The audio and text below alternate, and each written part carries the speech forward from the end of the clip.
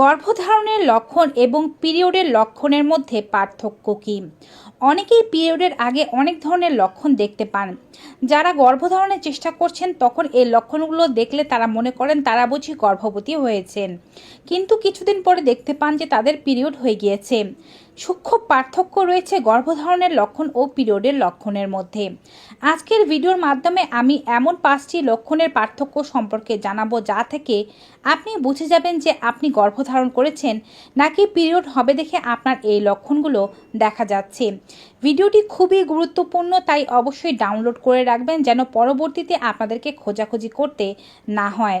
চ্যানেলে নতুন হয়ে থাকলে চ্যানেলটি সাবস্ক্রাইব করবেন, বেল বাটনে ক্লিক করে দেবেন, ফেসবুক পেজে আমাদেরকে ফলো করবেন এবং যারা মা হতে চাচ্ছেন কমেন্ট বক্সে অবশ্যই লিখে দেবেন মা হতে চাই, যেন অন্যরাও আপনার কমেন্টটি পড়ে আপনার জন্য প্রার্থনা করতে পারে।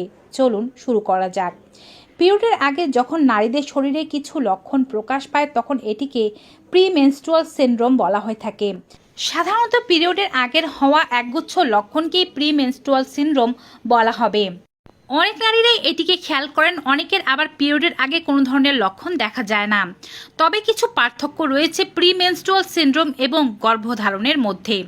প্রথমে বলছি আপনার ব্রেস্টে পেইনের কথা। অনেকেই পিরিয়ডের আগে ব্রেস্টে পেইন অনুভব করতে পারেন, অনেকে আবার গর্ভধারণ করলেও ব্রেস্টে পেইন অনুভব করেন।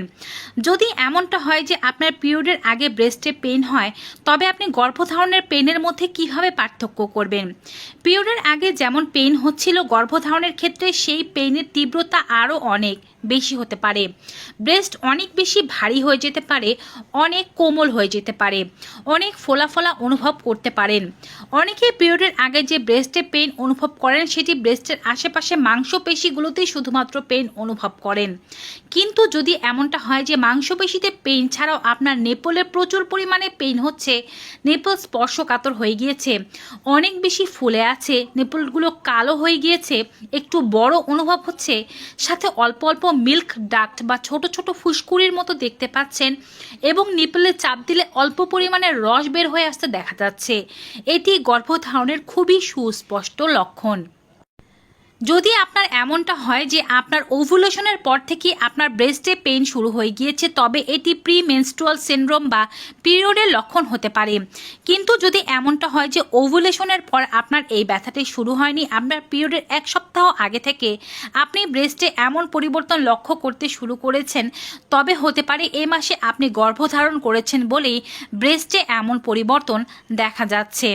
দ্বিতীয় পরিবর্তন হচ্ছে অ্যাবডোমিনাল পেন। অ্যাবডোমিনাল পেন বা ক্র্যাম্প অনেকেই অনুভব করেন পিরিয়ডের আগে। সাধারণত পেটের মাঝ বরাবর বা নাভির নিচে এই ব্যথা হতে পারে। তলপেটের দিকে এই ব্যথা হয়, উপরের পেটে হয় না। এই ব্যথাটির সময়ের পার্থক্য থেকে আপনি বুঝতে পারবেন এটি আপনার পিরিয়ডের ব্যথা নাকি আপনার গর্ভধারণের ব্যথা। যদি পিরিয়ডের ব্যথা হয়ে থাকে তবে এটি পিরিয়ডের 2 থেকে 3 দিন আগে থেকে শুরু হবে। প্রথমে ব্যথা অল্প থাকবে, তারপর আস্তে আস্তে করে ব্যথা বাড়তে থাকবে এবং আপনার পিরিয়ড হয়ে যাওয়ার 1 থেকে 2 দিনের মধ্যেই এই ব্যথা ভালো হয়ে যাবে। কিন্তু যদি এই অ্যাবডোমিনাল পেইন বা ক্র্যাম্পটি আপনার পিরিয়ডের 1 সপ্তাহ আগে বা 10 দিন আগে হয়, পেটের মাঝখানে নাভির নিচে ডান সাইডে বা বাম সাইডে খোঁচানোর মতো এক ধরনের ব্যথা অনুভব হয়, তবে আপনি বুঝবেন এটি গর্ভধারণের লক্ষণ, এটি কিন্তু পিরিয়ডের সিমটম নয়।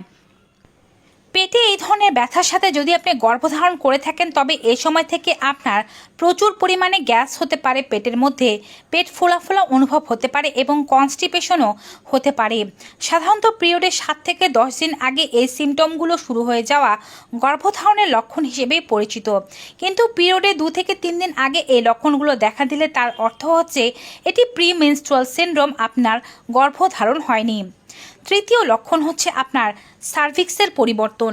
সার্ভিক্স হচ্ছে আপনার জরায়ুর ভেতরের নরম একটি অংশ, যেটি ডোনাট আকৃতির হয়ে থাকে, যার একটি মুখ থাকে যেখান দিয়ে কিন্তু বীর্য ভিতরে প্রবেশ করে এবং আপনাকে গর্ভবতী করে। আপনি যদি গর্ভবতী হন তবে সার্ভিক্স একটু অন্যরকম থাকবে। এটি আপনি নিজে থেকে বুঝতে পারবেন না। আঙ্গুল ভালোভাবে পরিষ্কার করে যোনিপথ দিয়ে প্রবেশ করালে সার্ভিক্সে হাত দিলে এটি বোঝা যায়। মাসিকের প্রথম দিন থেকে যদি আপনি সার্ভিক্সে হাত দিয়ে চেক করতে শুরু করেন তখন দেখবেন মাসিকের প্রথম দিনগুলোতে সার্ভিক্স থাকে শক্ত এবং কিছুটা নিচের দিকে নামানো এবং জায়গাটি বেশ ড্রাই থাকে। যতই আপনার ওভুলেশনের দিন আসতে থাকে সার্ভিক্সের মুখটি উপরের দিকে উঠে যায়। আপনি আঙ্গুল দিয়ে টাচ করতে চাইলে টাচ করতে পারবেন না, এতটাই উপরের দিকে উঠে যায়। জায়গাটি বেশ ভেজা ও নরম হয়ে আসে ওভুলেশনের সময়। যদি ওভুলেশনের পরেও সার্ভিক্সটি উপরের দিকে ওঠানো থাকে এবং জায়গাটি আপনার ঠোঁটের মতো নরম থাকে ও ভেজা থাকে তবে বুঝবেন আপনি গর্ভবতী হয়েছেন বলেই সার্ভিক্সটি এমন হয়ে আছে। কিন্তু যদি ওভুলেশনের পর সার্ভিক্স একেবারে নিচের দিকে নেমে আসে এবং আপনি হাত দিলেই ধরতে পারেন সার্ভিক্সটি ড্রাই হয়ে থাকে এবং ভ্যাজাইনাল ডিসচার্জ কমে গিয়ে থাকে তবে বুঝবেন আপনার পিরিয়ড হবে বলেই এমনটা হচ্ছে।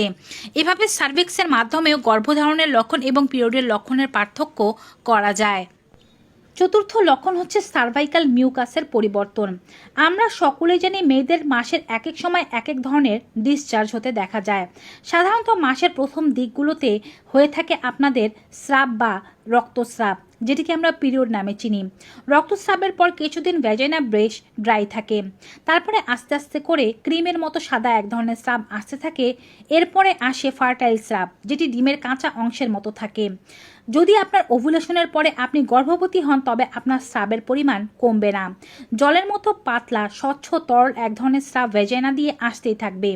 কিন্তু যদি আপনি গর্ভবতী না হয়ে থাকেন তবে আপনার ভ্যাজাইনা ওভুলেশনের পরে ড্রাই হয়ে যাবে, শুকনো অনুভব হবে এবং পিরিয়ডের 2-3 দিন আগে থেকে আবার স্রাব হওয়া শুরু হবে এবং আপনার পিরিয়ড শুরু হয়ে যাবে। এভাবেই আপনি স্রাবের পার্থক্য থেকেও গর্ভধারণের লক্ষণগুলো ভালোভাবে বুঝতে পারবেন। পঞ্চম ও সর্বশেষ লক্ষণ হচ্ছে আপনার মুডে পরিবর্তন। সাধারণত যখন মেয়েদের পিরিয়ড হয় তখন তাদের মুডে পরিবর্তন আসে। তারা অনেক বেশি ইমোশনাল হয়ে যায়, অল্প কথাতেই কান্না পায়, ইমোশনাল ভাবগুলো তাদের বেড়ে যায়, হাসি কান্না এই সমস্ত তাদের লেগেই থাকে।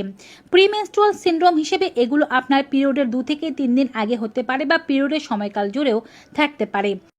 পিরিয়ড ভালো হয়ে যাওয়ার সাথে সাথে এটিও ভালো হয়ে যাবে।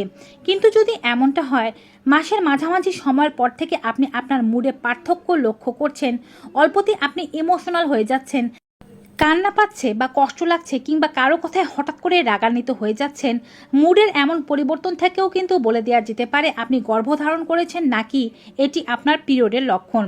এই 5টি লক্ষণের মধ্যে কোন লক্ষণ আপনার মাঝে প্রকাশ পাচ্ছে, আপনি গর্ভবতী হলেন নাকি পিরিয়ড হয়ে গেল, তা অবশ্যই কমেন্ট বক্সে জানাবেন এবং অন্যদের সাথে আপনার সিমটমগুলো ডিসকাস করবেন। এতে করে অন্যদেরও আপনার অবস্থান বুঝতে সুবিধা হবে। ভিউয়ার্স, ভিডিওটি ভালো লেগে থাকলে বেশি বেশি সকলের সাথে শেয়ার করে দেবেন। সন্তান নিতে চাওয়া সকল দম্পতির সকল মনস্কামনা পূরণ হোক এই আশাতে ভিডিওটি এখানেই শেষ করছি। সবাই ভালো থাকুন, সুস্থ থাকুন। Good bye and take care.